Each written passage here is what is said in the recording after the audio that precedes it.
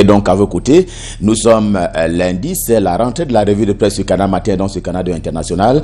Je vous accueille le cœur enflammé de joie comme d'habitude, vous mais également les millions de téléspectateurs de Canada International, ceux du Cameroun et du monde entier qui sont tous chargés faute d'informations. Bienvenue donc à cet exercice sur la télé camerounaise. Faye Yengo Francis, pour commencer par là, qui vient de séjourner du côté de Tiko dans le sud-ouest camerounais. C'est l'une des régions anglophones, deux des régions anglophones. En tout cas, le coordinateur national du programme gouvernemental de mobilisation et de réinsertion, notamment d'ex combattants, tantôt de la secte terroriste Boko Haram, tantôt des ex-Amba Boys. En tout cas, il est allé de ce côté-là. Question de procéder à la pose de la première pierre, visant d'ailleurs la construction d'un centre d'accueil de 10 ex-combattants et qui coûtera à l'État du Cameroun à peu près 1,5 milliard de francs CFA. Le quotidien camerounais à capitaux publics, Cameroun Tribune, édition de ce lundi, présente d'ailleurs les vertus de ce centre en matière de formation, somme toute diversifiées.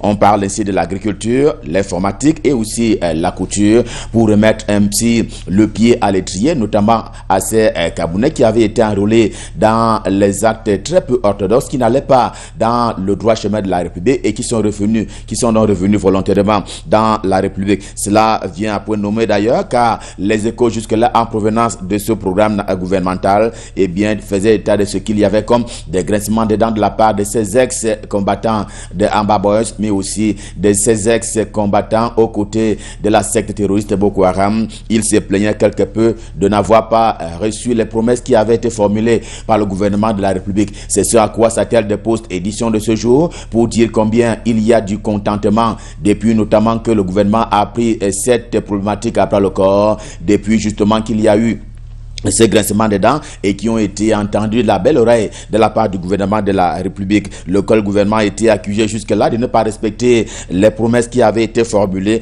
en faveur de ceux qui ont capitulé et qui ont ainsi décidé de revenir dans la République. C'est l'espoir pourtant que nourrit une certaine communauté de personnes vivant actuellement dans les prisons camerounaises. À la tête de cette liste-là, de cette communauté, il y a donc ce qu'il est convenu d'appeler les détenus de luxe, pour parler ainsi des victimes de l'opération dite épervier. La nouvelle en kiosque ce jour en dévoile d'ailleurs quelques visages susceptibles de bénéficier de la grâce présidentielle du pardon de Paul Biya, le fils d'Invomeka. Si cela se justifie dans les jours à venir, l'acte participera ainsi à l'apaisement des gens et aussi parmi eux ceux qui ont servi au plus haut niveau de la République, voire une réconciliation nationale, selon le journal La Nouvelle ce matin, qui semble annoncer une lueur d'espoir par rapport à ces détenus de luxe, ces prisonniers de luxe qui sont donc du côté de Konengi et sur même la Yaoundé. La nouvelle, si tel est d'ailleurs le cas, tel que le porte Mutation ce matin, elle aussi qui va en droit de chemin, notamment de la vie des membres du gouvernement, ceux qui sont ou qui étaient aux affaires hier,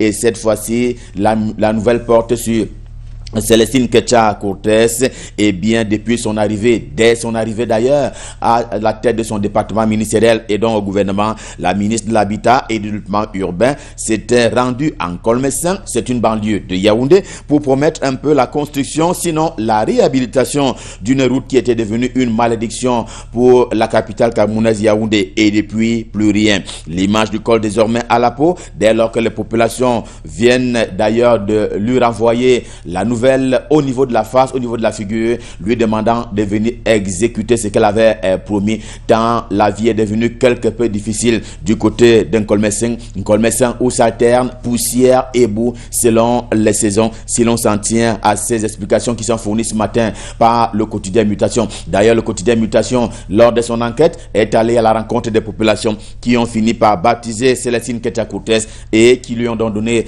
le nom de cette route-là, qui n'est pas sortie de l'auberge. Sur la piste sanitaire cette fois-ci, l'on apprend toujours du quotidien Mutation que le Cameroun a reculé face donc à AstraZeneca pour embrasser un vaccin russe. Eh bien, ce sont les médias de Vladimir Poutine qui l'ont d'ailleurs annoncé, à savoir que le gouvernement de la République du Cameroun, à travers le ministre de la Santé publique, a donc passé la commande dans ce sens.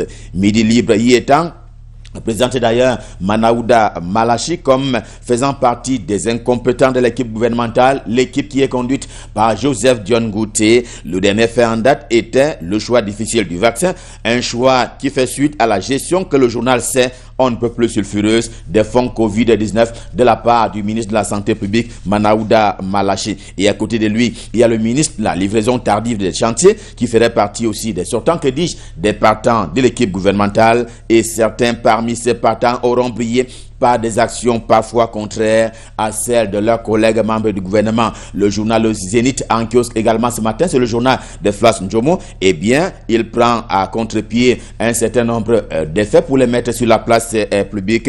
Il prend ainsi le cas de la gestion des mesures barrières édictées par l'OMS, l'Organisation mondiale de la santé et le gouvernement de la République du Cameroun. Eh bien, selon lui, chacun des membres du gouvernement ainsi engagé, qui est concerné par la lutte contre la Covid-19, semble donc faire sa part, et tous abandonnent le ministre de la Santé publique dans sa démarche. Il juge d'ailleurs celle-ci comme étant trop centrée sur sa personne. On est là en plein dans le jeu des intérêts politiques qui peuvent d'ailleurs s'étendre sur la succession à la tête de l'État, au sommet de l'État du Cameroun, et le temps des positionnements certainement est venu. Ligne d'horizon en kiosque également ce jour tient le courage de ces mots au regard du caractère des actes très forts du président secrétaire général de la présidence de la République, le ministre d'État Ferdinand Ngongo. Eh bien, avec lui, la fonction n'est pas devenue obèse, mais c'est tout comme avec des pouvoirs si élargis qu'il s'avère sans limite aujourd'hui, beaucoup plus comparativement d'ailleurs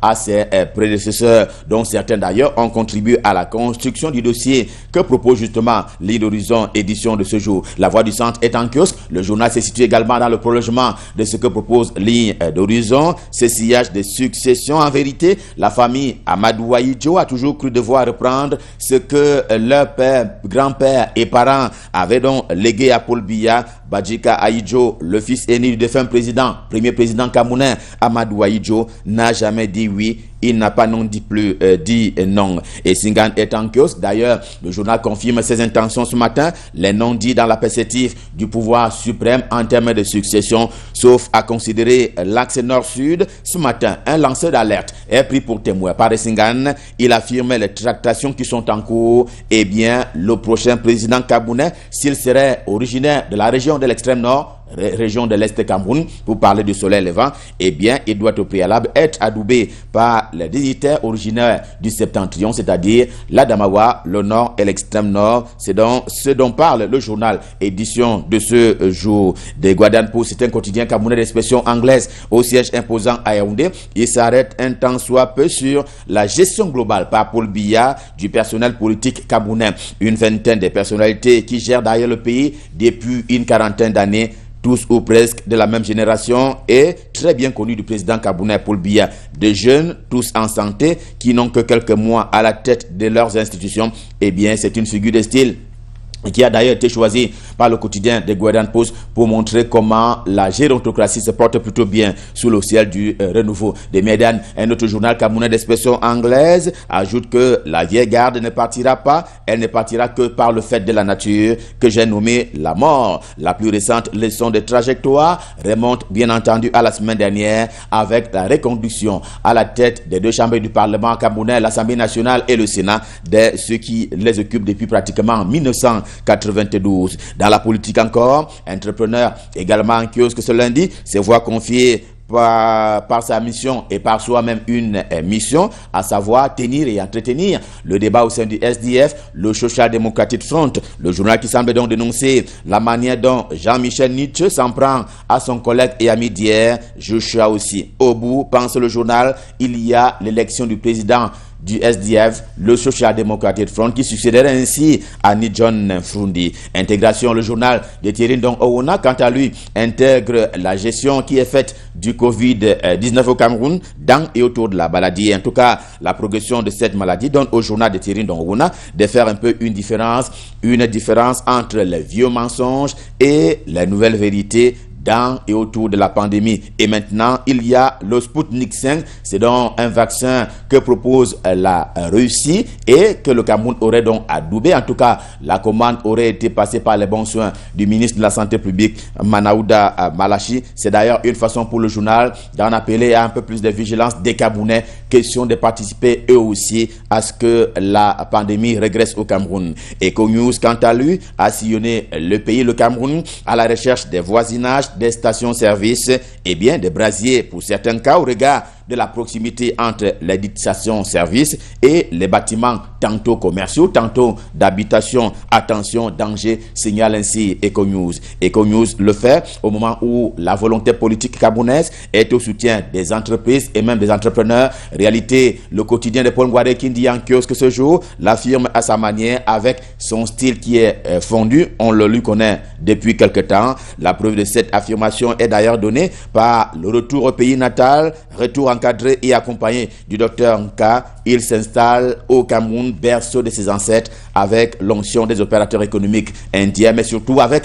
l'onction du gouvernement de la République. Lui aussi fait parler ses œuvres et ce sera à jamais qui vont rester gravés à jamais dans nos mémoires. Félix Etoundi qui est donc décédé en fin de semaine dernière. Il reçoit d'ailleurs des hommages de l'opinion publique camerounaise. Le journal Bounia en kiosque ce matin s'essaye d'ailleurs à un exercice de bilan du PDG de Finex Voyage qui s'en est donc allé en fin de semaine dernière. Self-made man qui aura donc révolutionné le transport au Cameroun en 16 ans d'existence seulement. Reporter Hebdo, quant à lui, rend aussi hommage à cet illustre opérateur économique qui s'en est allé avant la lettre, Edmond Félix Etoundi. Eh bien, c'est donc toute une histoire qui est racontée dans les transports ce matin. Et puisqu'on parle des transports, l'équation en kiosque ce lundi revient sur la descente sur le terrain de Jean-Ernest Masséna Bibeye. C'était donc vendredi dernier en Goulentan. C'était à l'effet de procéder à la pose de la première pierre pour la construction du centre de vie. Cela participe d'ailleurs, rappelle encore le journal ce matin, de la gouvernance du corridor Bangui-Douala. Si vous voulez, Douala-Bangui, c'est une façon de permettre à ce que les hommes et les marchandises circulent avec moins de pression, avec des centres, on va dire, des centres de vie. Un mot du journal L'Indépendant, l'hebdomadaire également en kiosque ce jour. Eh bien, il parle, comme le quotidien Le Messager, de l'affaire désormais dite du professeur Pascal Charlemagne Messanga Nyamding. Les deux ont suivi d'ailleurs les derniers événements concernant cet enseignant de lyrique, l'Institut des Relations internationales du Cameroun. Eh bien, le professeur qui a été débarqué selon les journaux de son poste de chef de département dans cette prestigieuse école, l'Institut des Relations internationales du Cameroun. C'est un acte d'ailleurs que l'opinion publique a reçu comme étant une répression des opinions, à tout le moins libres, du professeur Pascal Charlemagne Messanga Nyamding, pas toujours en intelligence avec les pontes du régime, avec les pontes du RDPC. C'est la conclusion à laquelle aboutit le quotidien Le Messager ce matin, qui parle ainsi d'un rouleau compresseur qui s'abattrait donc sur le professeur Pascal Charlemagne Messanga Nyamding. Renouveau Info, pour sa part, tient à partager un danger qui se construit lentement mais sûrement du côté de Nkola Famba. Nous sommes non loin de Yaoundé, la capitale camerounaise. C'est au sujet d'un litige foncier et ils mettent aux prises une acquisition à ceux qui s'y opposent. Voilà ce pourquoi le journal attire l'attention ce matin. Il s'agit bien d'un litige foncier et qui pourrait s'embraser. On termine ce matin par Nathalie Nkoa, tenez-vous tranquille, à l'invitation du journal L'Étudiant, qui est donc un journal des étudiants de lyrique, que dis-je, de l'ESTIC, l'école supérieure des sciences de l'information et de la communication. Eh bien, il s'agit d'une jeune Camerounaise. Pour parler de Nathalie Nkoa, qui a donc vu son passé lui être opposé par l'UCAC, l'Université catholique d'Afrique centrale, où elle devait donc tenir un événement visant d'ailleurs l'éclosion commerciale des jeunes Camerounais, et c'est donc son passé qui lui aurait été opposé, d'où donc l'acceptation dans un premier temps et le refus par la suite qui lui a donc été opposé par l'Université catholique d'Afrique centrale. Bien entendu, Nathalie Nkoa fait partie des people de la République du Cameroun. Revue de presse Made in Cameroun, édition de ce lundi, stop fin. Évidemment, le cœur enflammé de joie. Nous vous avons servi à l'occasion de ce premier rendez-vous de la semaine. Le deuxième, c'est demain quand il sera 7h. Et nous serons dans les studios de Yaoundé avec plaisir. Question de vous servir. Eux aussi sont du côté de Douala, la capitale économique du Cameroun, dans les studios de Canada International. Ils ont également le plaisir de vous servir. Il s'agit bien entendu de Patricia Keye et de Thierry Carole, à qui je m'en vais repasser le pouvoir pour la suite et la fin de Canal Matin. C'est à vous Patricia, c'est à vous Thierry Carole, c'est à vous Douala. Tenez-vous tranquille, nous avons récupéré ce pouvoir, nous allons en faire bon usage ce matin, une fois de plus, pour permettre à nos nombreux téléspectateurs et fidèles de Canal Matin de démarrer une semaine avec du tonus, du punch, mais surtout de bonnes affaires qu'ils pourront, pourquoi pas, réaliser via notre page pub. A tout de suite.